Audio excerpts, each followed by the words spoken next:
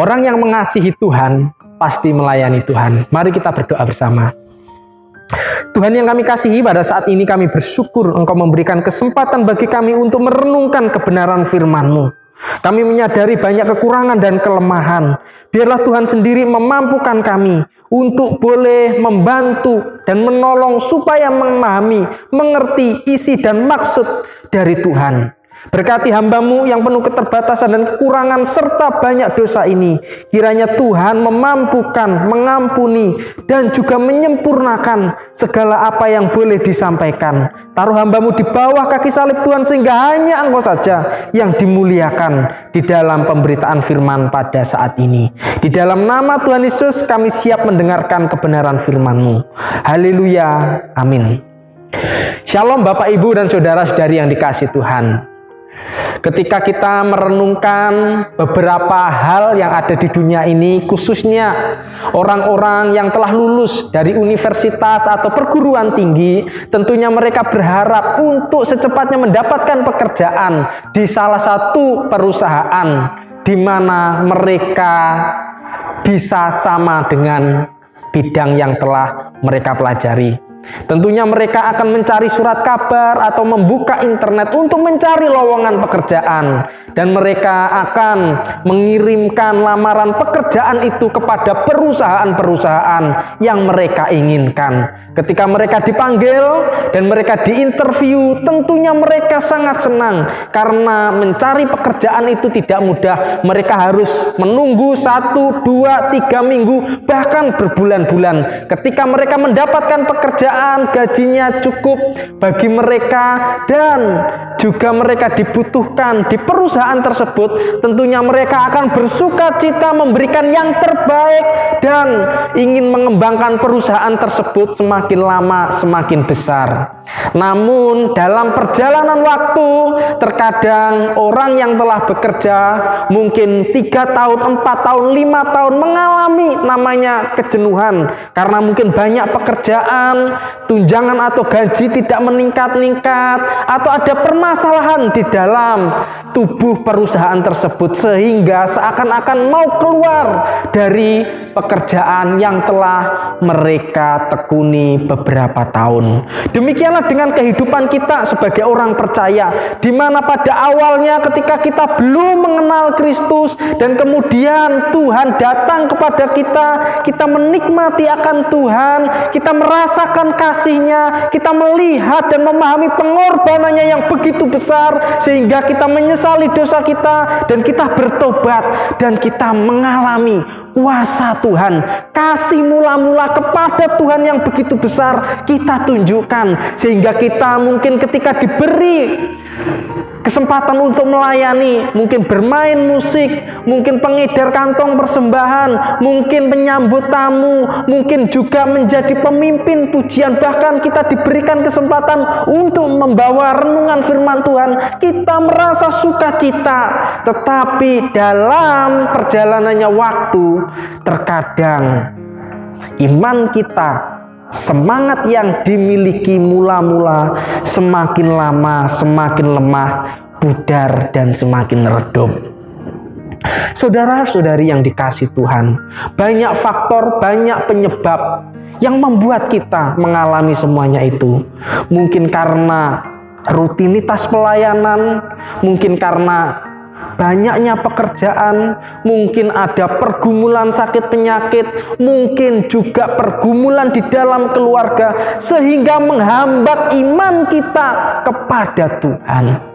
Tetapi di sini kita belajar bahwa Tuhan tetap menghormati, menghargai kasih mula-mula yang telah kita terima pada awalnya.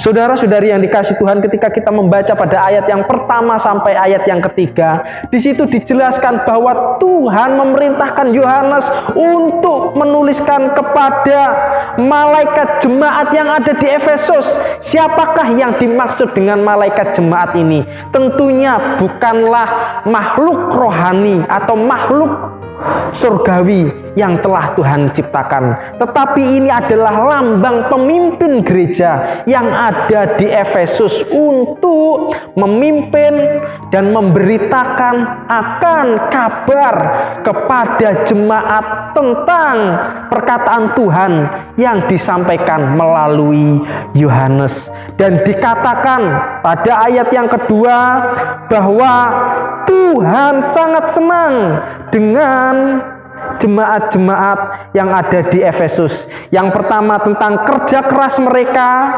yaitu ketika mereka melayani, mereka secara totalitas memberikan kepada Tuhan, yaitu dengan sungguh-sungguh. Demikianlah dengan kita pada saat ini, Bapak, Ibu, dan Saudara yang dikasihi Tuhan. Ketika ada momen-momen tertentu seperti Paskah, seperti Natal, atau hari-hari besar yang lain, kita akan berkumpul, membentuk panitia, menentukan tema khotbah, tujuannya, natsnya, siapa pembicaranya, siapa yang akan diundang, dan kemudian kita berlatih dengan begitu giatnya, bersatu hati menampilkan yang terbaik pada hari besar keagamaan. Contohnya hari Natal. Tuhan sangat menghargai tentang kasih mula-mula yang ditunjukkan dengan kerja keras. Dan yang kedua adalah ketekunan, di mana jemaat-jemaat Efesus pada saat itu mereka bertekun di dalam pengajaran firman Tuhan, mereka berdoa, mereka menyatakan kasih satu dengan yang lain,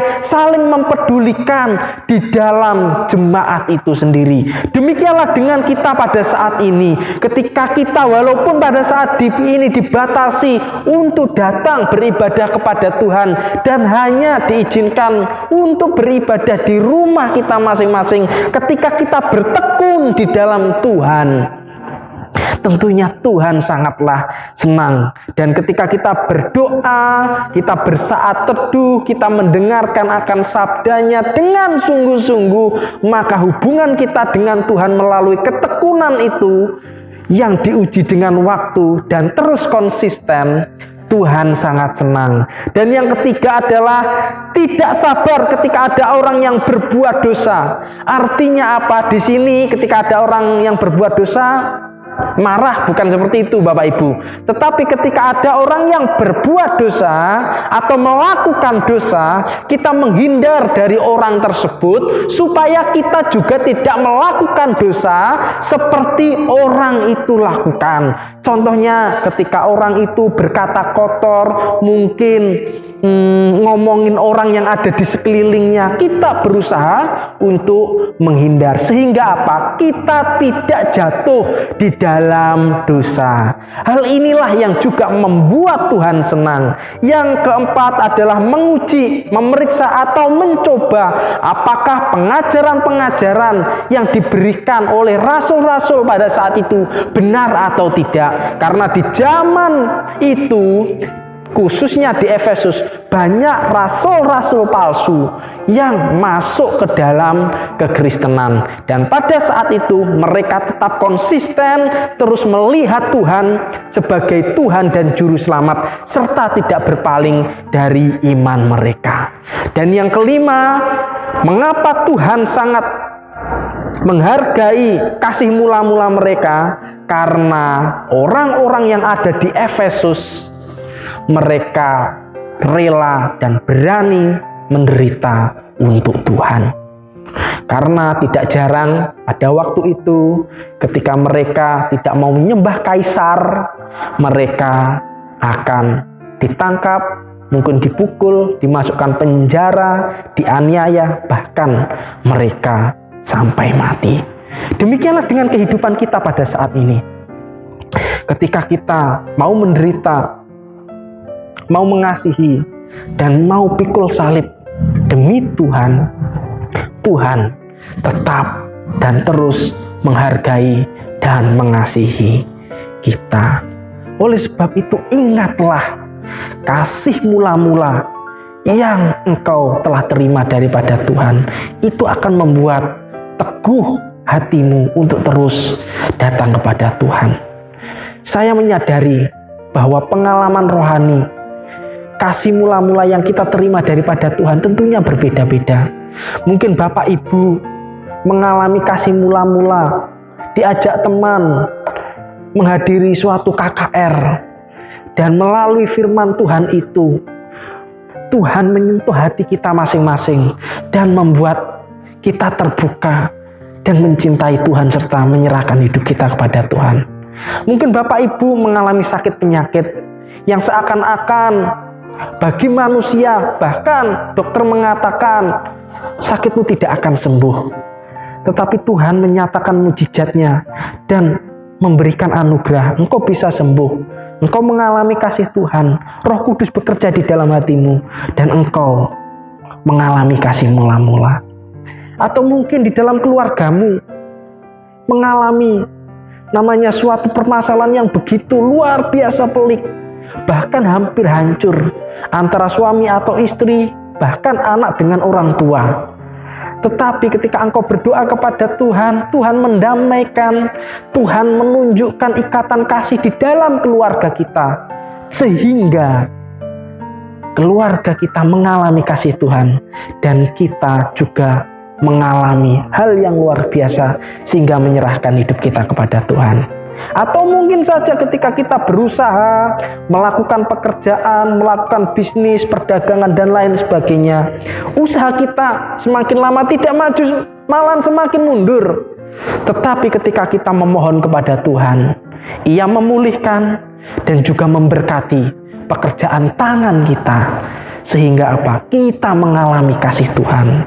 Atau mungkin ketika kita membaca firman Tuhan, kita tersentuh akan firman itu dan membawa hati kita kepada Tuhan, sehingga kita mengalami kasih mula-mula.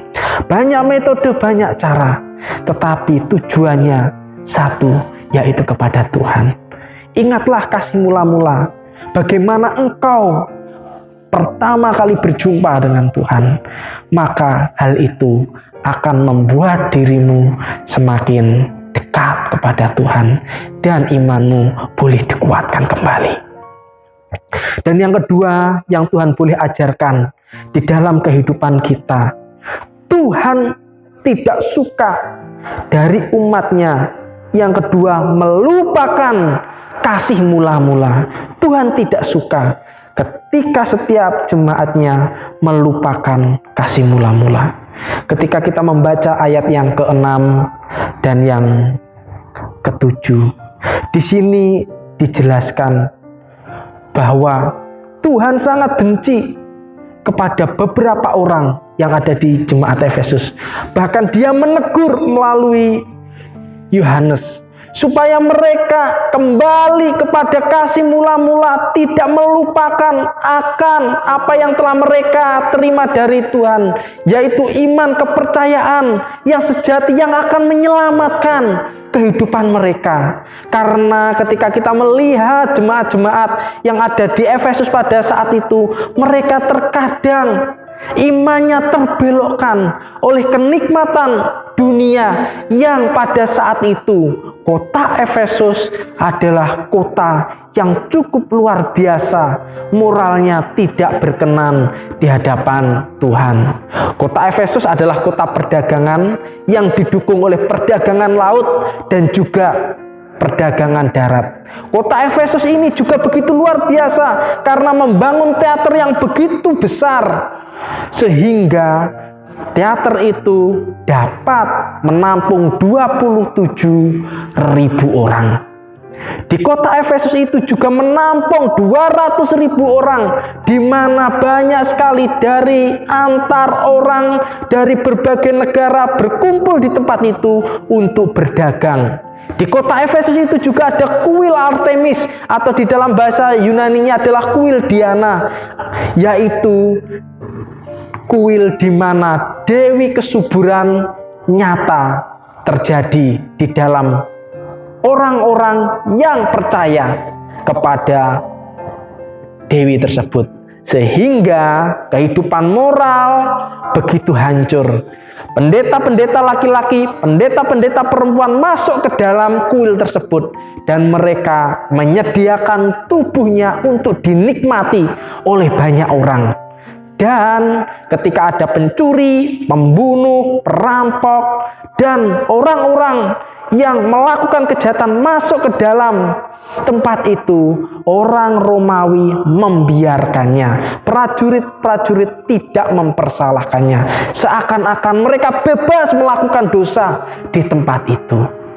Yang kedua, permasalahan yang ada di kota Efesus adalah banyak sekali pengajaran-pengajaran sesat yang terkadang mau masuk ke dalam jemaat Efesus. Salah satunya adalah Gnostik yang mengajarkan bahwa daging ini adalah jahat dan roh ini adalah baik, sehingga orang mendapatkan keabadian kata atau kebaikan ketika roh ini keluar dari tubuh. Apakah ini benar menurut sudut pandang Kristen? Tentunya tidak. Memang tubuh ini dapat melakukan dosa dan cenderung berbuat dosa, tetapi tubuh ini dapat memuliakan Tuhan, dapat untuk bertepuk tangan, dapat untuk memuji memuliakan Tuhan, bahkan memberitakan Injil. Dan tangan ini dapat membantu orang lain di dalam kesusahan. Inilah kekristenan. Tubuh ini tidak sepenuhnya jahat, tetapi baik. Tetapi bagi Gnostik, ini adalah jahat. Dan yang kedua, yang diajarkan Gnostik adalah orang yang berpengetahuan, orang yang pandai akan mendapatkan keabadian, mendapatkan surga, atau mendapatkan kekekalan. Karena bagi orang yang pintar ini, mereka memiliki pengetahuan yang baik, yang menentukan masuk ke dalam keabadian atau kemuliaan. Apakah ini benar dari sudut pandang Kristen? Tentunya tidak. Tuhan dapat memakai orang yang biasa-biasa saja. Contohnya Petrus, di mana dia adalah seorang nelayan, tidak memiliki pendidikan, dan juga dia adalah orang yang tidak terpelajar. Tetapi Tuhan memakai dia untuk mempertobatkan 3.000 orang. Artinya, kepintaran tidak menentukan orang masuk ke dalam surga atau tidak. Yang menentukan orang masuk ke dalam surga atau tidak, imannya dan kepercayaannya kepada Tuhan. Saudara-saudari yang dikasihi Tuhan, inilah yang menjadi permasalahan jemaat yang ada di Efesus pada saat itu. Sehingga ketika mereka tidak bertobat dan tidak mengingat kasih mula-mula kepada Tuhan, apa yang Tuhan katakan? Dia akan mengambil kaki Dian dari emas itu daripadanya. Apa yang dimaksud 7 kaki Dian dari emas itu sendiri? Ialah hak mereka menjadi jemaat Tuhan. Artinya apa? Bapak, Ibu, dan saudara-saudari yang dikasihi Tuhan. Mungkin mereka beribadah kepada Tuhan. Mungkin mereka berdoa, memuji, dan memuliakan nama Tuhan. Secara jasmaniah mereka dapat kelihatan seperti itu. Tetapi secara spiritual, kerohanian mereka tidak bertumbuh karena tidak berkenan di hadapan Tuhan. Dan penyebabnya adalah mereka sama seperti pengikut-pengikut Nikolaus yang sebenarnya mereka benci dan Tuhan juga benci. Siapakah itu Nikolaus?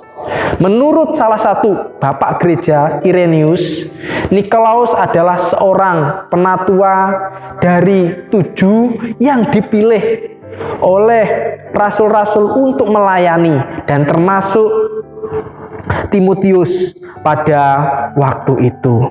Tetapi ketika kita merujuk kepada pribadi ini, tentunya pengikut-pengikut ini tidak dibenci. Sebab Nikolaus itu adalah orang yang mengasihi Tuhan. Kita bisa baca di dalam Kisah Para Rasul pasal yang ke-6 ayat yang ke-5.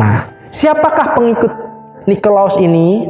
Yang kedua adalah lambang, yaitu pengikut sekte Gnostik itu yang berusaha untuk menyimpangkan iman Kristen kepada hal yang lain, sehingga iman mereka menjadi lemah. Dan yang ketiga, siapakah pengikut-pengikut Nikolaus? Ini adalah suatu lambang atau simbol orang-orang yang mengkompromikan kebenaran. Artinya apa? Oh, jemaat-jemaat yang ada di Efesus ini yang tahu kebenaran ini coba mengabaikan dan mengatakan, saya melakukan kebenaran baik, tetapi tidak melakukan kebenaran juga tidak apa-apa. Saya menyembah Allah dan Yesus Kristus baik, tetapi menyembah Dewi Artemis atau Dewi Diana juga baik. Sehingga apa? Mereka mengkompromikan, dan supaya mereka diterima dan mendapatkan banyak berkat ketika mereka menyembah lebih daripada dua Tuhan. Dan yang kedua, apa yang disebut dengan Nikolaus ini, yaitu lambang, di mana dalam bahasa Ibrani berarti Bileamit. Kita bisa baca di dalam Bilangan 31 ayat yang ke-16, di mana Musa menegur bangsa Israel, yang di mana ia mengingat Bileam yang mengatakan bahwa orang Israel telah berbuat dosa dengan melakukan kawin dengan bangsa-bangsa yang lainnya.